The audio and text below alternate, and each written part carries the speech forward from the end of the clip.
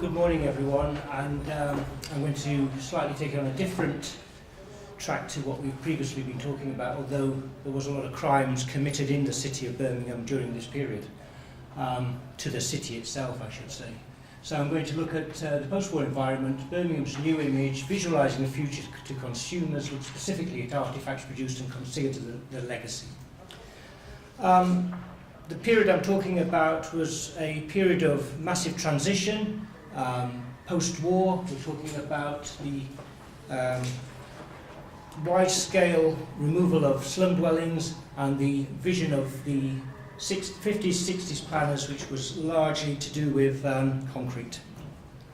The man responsible was Herbert Manzoni, who was the city architect from 1939 to 1960. And he oversaw a lot of the big changes that are still evident in the city today.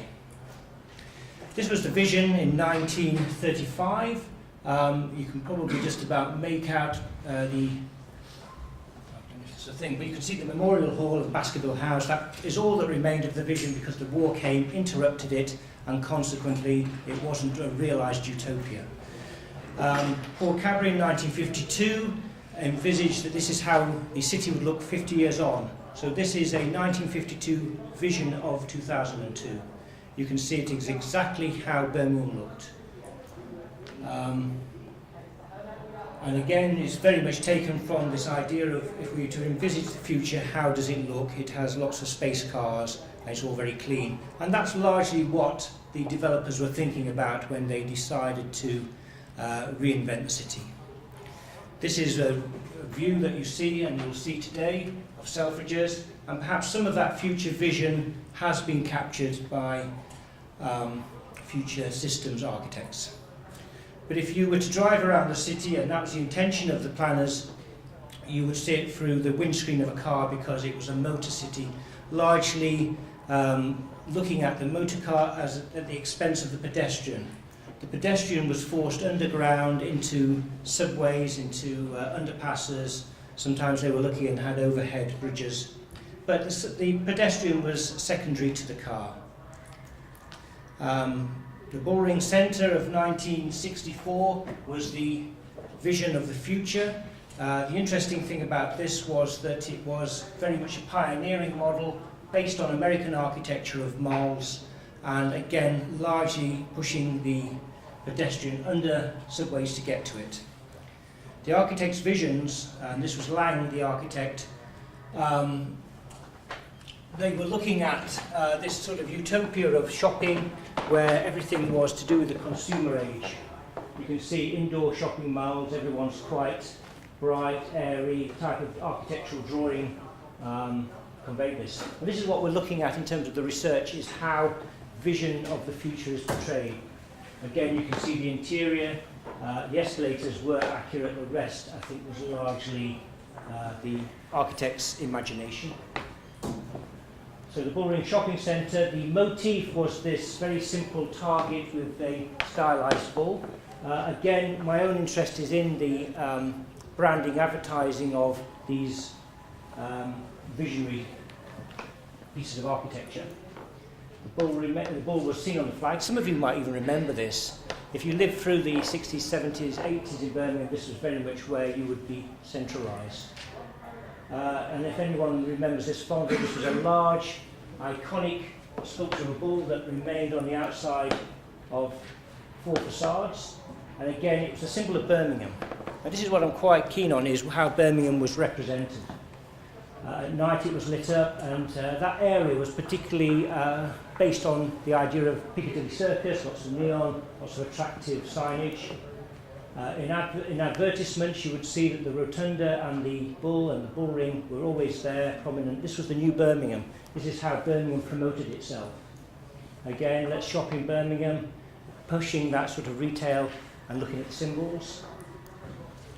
On literature, the rotunda was very much the symbol, the iconic structure, and that remains today, as you've seen. It's now flats, doesn't look quite like that. It's been changed by urban splash, so it looks different. It's high quality living. But this was the symbol that you would have got. it would have suggested the new modern city, and that's how Birmingham projected itself. Similar to Coventry was doing the same thing, but Birmingham was far more vigorous and aggressive in its marketing. You can see it repeated in all the literature. It's just there. And again, what do we have now to represent Birmingham? Perhaps a new library, perhaps we've got Selfridges, maybe the Bull. But here on postcards, you can see different angles at night. And the top of it in 1980 had Coca-Cola, so branding was used by other companies. This is a rather strange image, where a road flying plane coming in, not quite sure where that one came from. It appeared on ceramics, so you can see it was also souvenirs. The other thing that was very important was the inner ring road. That was the road that still stretches around Birmingham city centre. That was the, again, the future of road transport. You could get in and out of the centre, you would quickly whiz round. There was no reason for you to necessarily get out of the car. The top image shows an architect's drawing. The bottom one is the it's called Smallbrook. Ringway is the bit, that's Ringway House, curving quite nicely. It was opened by the Queen as an official road system in 1971. She was meant to open one section called the Queensway. She called it all the Queensway, so it became the Queensway rather than the Ringway. And that's again another dynamic image showing this thrusting road system. And everything was quite powerful, aggressive in the marketing that I've been focusing on. As you can see, the Alpha House is on the left, that still exists. Oh, this is interesting. In 1974, there was a film made that was based in Birmingham, probably the only film that's actually could take credit for that. It was called Take Me High. Cliff Richard, some of you will have seen it but won't be prepared to admit it. And he sang songs about the concrete city. So again, concrete was very much a modern phenomenon. He sang it on this bridge that no longer exists, and this actually straddled the Ringway, or Queensway as it was then.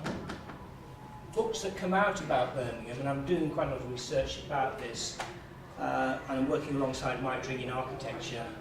They would show the Ringway, they'd show the Post and Mail building, and what's quite sad is a lot of these buildings are no longer there. The Post and Mail was by John Maiden. It was demolished about 5 years ago.